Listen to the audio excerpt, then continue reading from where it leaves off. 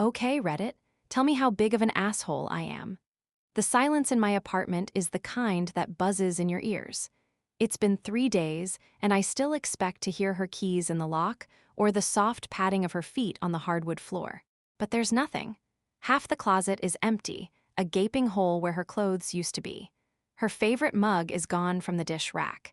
Even the ridiculously resilient succulent she named Bartholomew is gone from the windowsill. I know I screwed up. I know it. What I can't wrap my head around is how I managed to detonate a 3-year relationship in the span of a single, horrifying afternoon. It feels like I blinked and my entire world just evaporated. Talia and I, for 3 years, we were the kind of good that makes you smug. She was the calm eye in my personal hurricane. I have what my therapist generously calls attachment issues, a lovely parting gift from an ex who cheated and then spent 6 months convincing me I was insane for suspecting it. That experience didn't just break my heart, it rewired my brain. It installed a little monster behind my eyes that scrutinizes every text, every slightly too long pause, every friendly smile directed at someone else. It's exhausting, and I know it's unfair to the person I'm with. Talia knew all of this. She was endlessly patient. I remember one time, maybe a year in, I had a full-blown panic attack because she didn't answer her phone when I called and her location sharing was off. I convinced myself she was in a ditch, or worse, in someone else's bed. When she finally walked in with groceries an hour later, her phone dead, I was a wreck. She didn't get angry.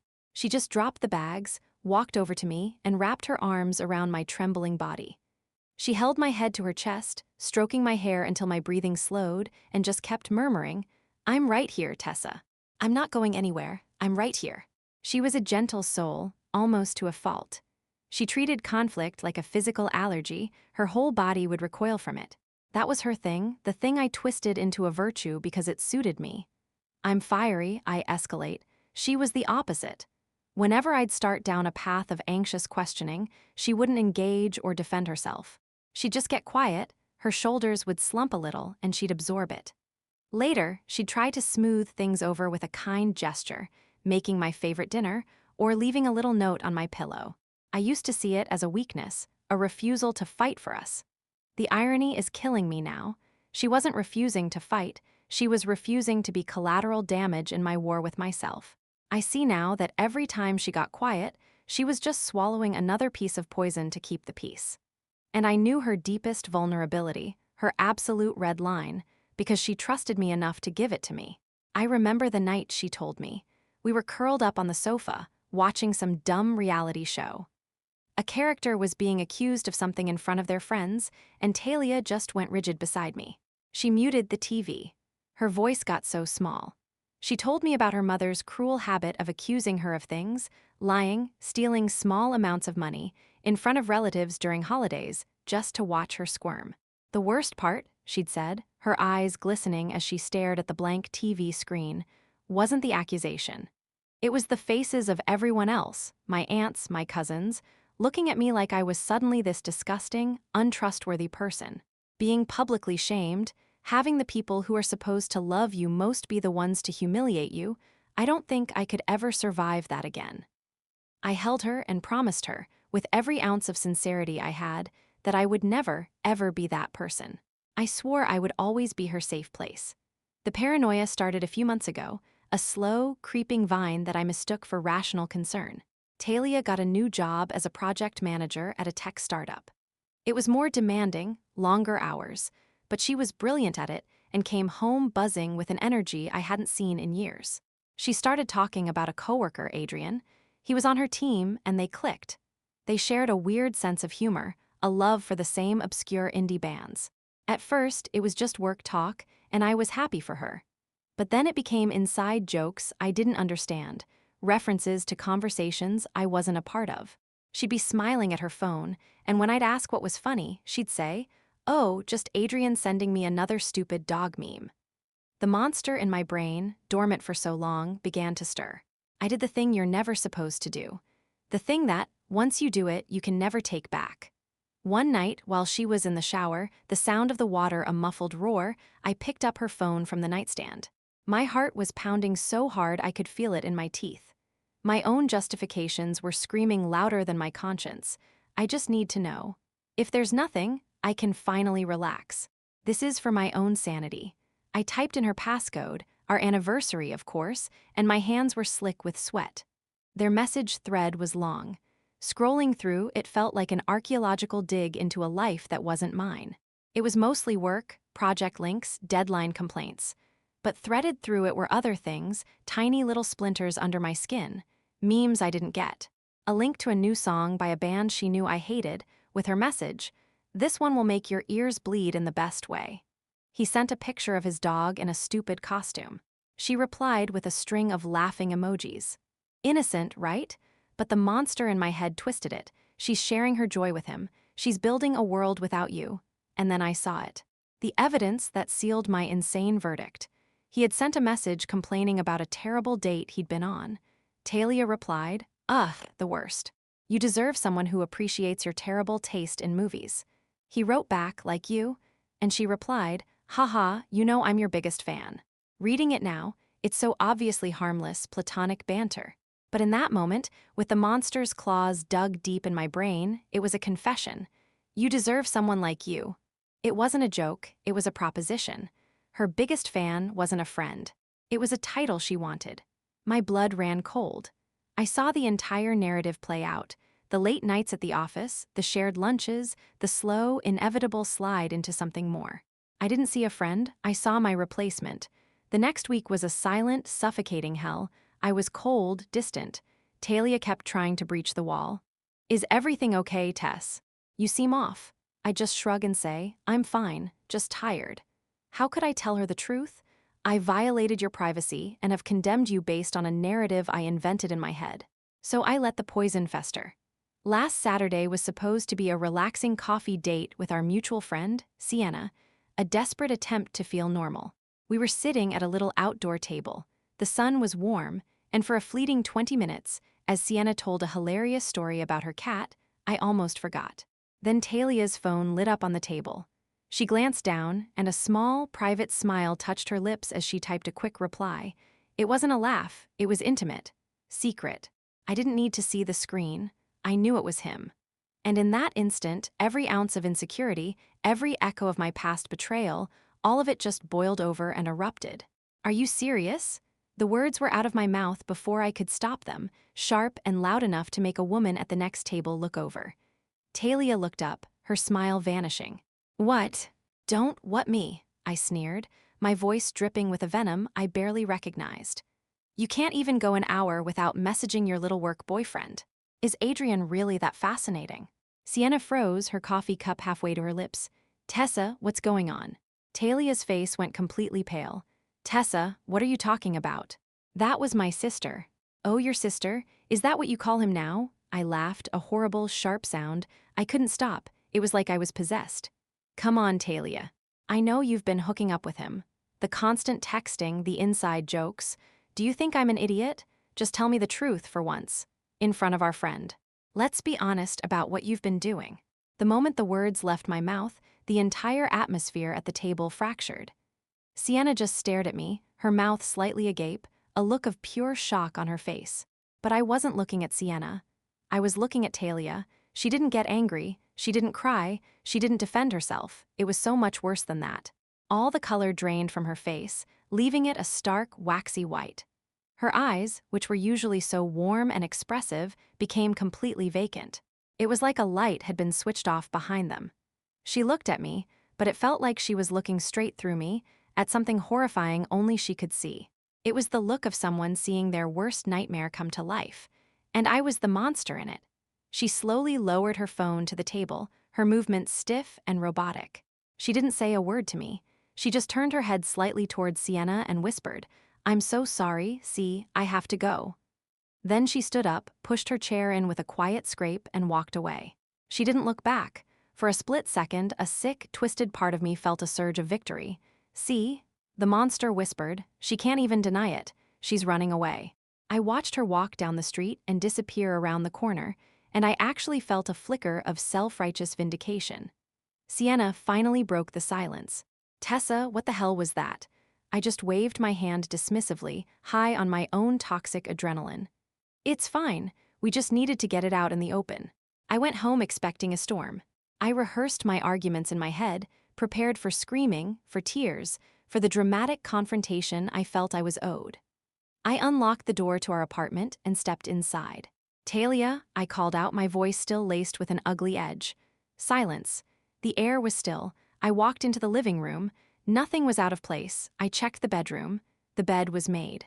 At first, I just thought she'd gone for a long walk to cool off. Fine, let her. I stewed on the couch for an hour, then two. My anger started to curdle into a strange unease. I decided to take a shower. When I opened the bathroom cabinet to grab a towel, I noticed a gap. Her toothbrush was gone. Her face wash, the expensive kind she only bought on special occasions, was gone too. A cold dread started to prickle at the back of my neck. I walked slowly to our bedroom closet and slid the door open. Her side was empty. Not just a few things missing, but completely, methodically cleared out. Her shoes were gone from the rack. Her jewelry box was gone from the dresser. I ran back to the living room and looked at the bookshelf. The dog-eared paperbacks she'd read a dozen times were all gone. Bartholomew the Succulent was gone. It was a surgical extraction. She hadn't just left, she had erased herself. I grabbed my phone, my hands shaking. I called her. It went straight to voicemail. I called again. Voicemail. I pulled up her Instagram. The page wouldn't load. User not found. My blood ran cold. Facebook, the same. She had blocked me on everything. In the space of 3 hours, with a terrifying silence and ruthless efficiency, she had vanished from my life. The next 48 hours were a blur of pure, uncut panic. The buzzing silence of the apartment became a physical presence, pressing in on me. I didn't sleep. I just paced from room to room, picking up things she'd touched, a throw blanket, a coffee mug, as if they were artifacts from a lost civilization. My phone became an extension of my hand. I must have called her 100 times, each trip straight to voicemail a fresh stab of dread. I sent a flood of rambling, incoherent emails to her personal account, a chaotic mix of accusations, apologies, and desperate pleas. Please just talk to me, Taylai. We can fix this. I know we can. I'm sorry. Just tell me where you are. They all went into a black hole. No bounce back, no reply, just nothing. I became a digital ghost haunting the edges of her life. I tried searching her name from my work computer, but her profiles were set to private. I was completely locked out. The efficiency of it was what was so terrifying.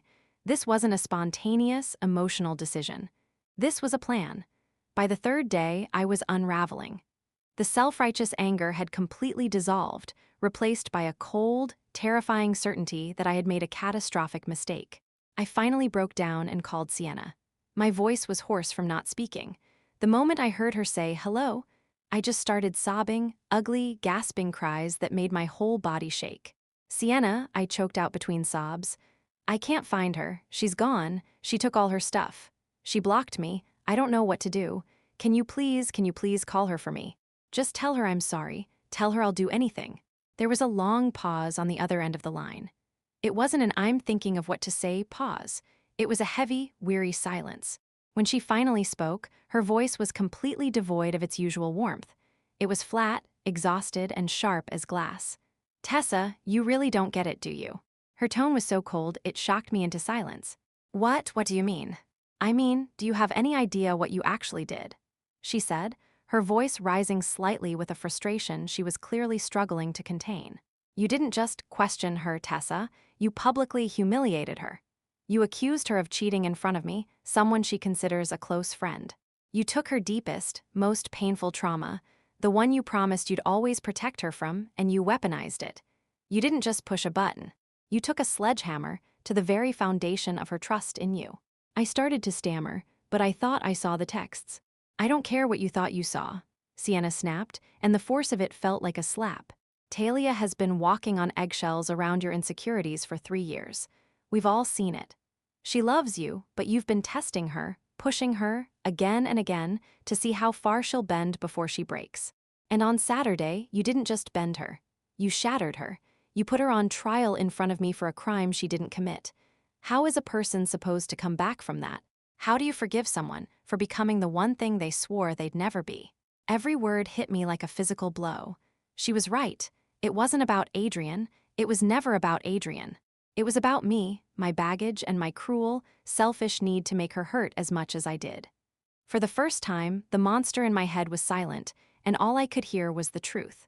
Sienna's words didn't just sting, they performed a kind of brutal surgery on my self-delusion. The call ended with a quiet, "I can't help you, Tessa. She's asked for space, and I'm going to respect that. I think you should too." Then she hung up, leaving me in the echoing silence with the ugly truth of what I had done. The panic subsided, replaced by a hollow, aching grief. I started moving through the apartment like a zombie, my actions mechanical. I needed to clean, to do something, anything to stop the frantic spinning in my head. I started gathering up the last few stray items of hers: a single earring under the couch, a book she'd left on the nightstand. That's when I saw her tablet, which she rarely used, sitting on the bottom shelf of the coffee table, tucked away and forgotten. My hands trembled as I picked it up. I knew I shouldn't. It was another violation, another boundary I was about to cross. But I couldn't stop myself. I pressed the power button and the screen lit up. It wasn't password protected. The last open app was the web browser. My heart stopped. The screen was filled with tabs for real estate websites. Not for apartments in the city, but for small houses to rent in the suburbs, an hour's drive away. The kind of places we daydreamed about.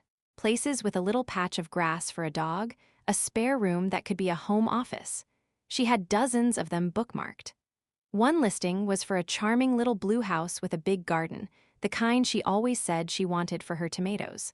The search history showed queries like best commuting times from Northwood, local dog parks, gardening for beginners. Then I saw the final tab. It was an email confirmation, dated 2 weeks prior, from a real estate agent. It confirmed an appointment for Talia to view the little blue house. The appointment was for this coming Friday. The tablet slipped from my fingers and clattered onto the floor. I sank down onto the rug, the breath knocked out of me. It was so much worse than I could have ever imagined. While I was secretly scrolling through her phone, manufacturing a narrative of betrayal and deceit, she was secretly planning a future for us. While I was consumed with the idea of her leaving me, she was taking the first concrete steps to build a bigger, better life together. The irony was so crushingly, cosmically cruel that all I could do was sit on the floor and laugh, a horrible, broken sound that quickly turned into gut-wrenching sobs. I spent the entire night composing an email. It wasn't a plea or a demand.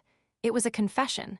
I wrote about my ex, about the damage he'd done, not as an excuse, but as an explanation. I owned every ugly part of what I did in that coffee shop. I told her about finding the tablet, about the little blue house, and how realizing what she was planning while I was accusing her had completely and utterly broken me. I didn't ask for her back. I just apologized, with a depth of sincerity I didn't know I was capable of, for becoming her monster. I ended it by saying, "You deserve the garden and the little blue house. I am so sorry I burned it all down." I sent it to a work email address I found online, my last desperate shot into the dark. The next afternoon, a reply came. It was from an anonymous, encrypted email address, the kind you can't reply to. It was one single, devastatingly polite line. "Tessa, I received your email. I wish you the best." No anger, no recriminations, just a clean, sterile amputation. I've been staring at that email for hours now, refreshing the page over and over again, praying for a follow-up that I know will never come. But the inbox stays empty. It's just me and the crushing weight of a future I single-handedly destroyed.